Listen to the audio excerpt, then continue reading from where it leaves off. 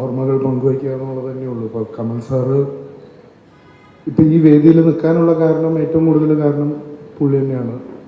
കോളേജിൽ പഠിച്ചുകൊണ്ടിരുന്നപ്പോൾ ഹോസ്റ്റലിലൊരു കോൾ വരായിരുന്നു, സിനിമയിൽ അഭിനയിക്കുന്നതെന്ന് വെച്ചിട്ട്. അപ്പോൾ അത് കമൽ സാറിൻ്റെ പടമായിരുന്നു. അപ്പോൾ എനിക്ക് നമ്മളായിരുന്നു ഒരു വിധത്തിലും ഒരു ഐഡിയ ഇല്ല ഇതെന്താണ് ഈ സംഭവിക്കുന്നത്, ക്യാമറ റോളായാലും എങ്ങനെയാണ് വന്ന് ഡയലോഗ് പറയണതോ പരിപാടി എങ്ങനെ നടത്തുന്നതെന്നൊന്നും അറിയില്ലായിരുന്നു. ആദ്യത്തെ ഷോട്ട് മുതൽ ആണത് കിട്ടുന്നത്. ആദ്യത്തെ ഷോട്ട് മുതൽ കറക്ഷൻസ് ഉണ്ടായി, നീ അങ്ങനെയല്ല ഇങ്ങനെ ചെയ്താൽ മതി എന്ന് പറഞ്ഞ്.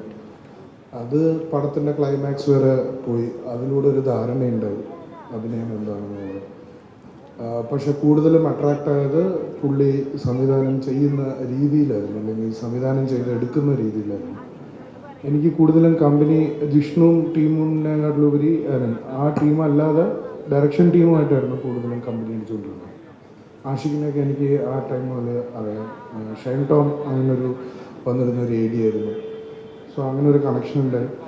അങ്ങനെ സിനിമയിലേക്ക് വരാൻ ഒരു ഏറ്റവും വലിയൊരു നിമിത്തം, അല്ലെങ്കിൽ ഒരു ഗുരുവായിട്ട് നമ്മളെ ഇതിലേക്ക് കൊണ്ടുവന്ന ഒരാളായിട്ട് കമൽ സാറാണ്.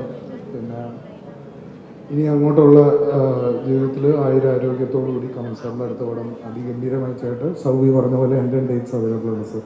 Thank you.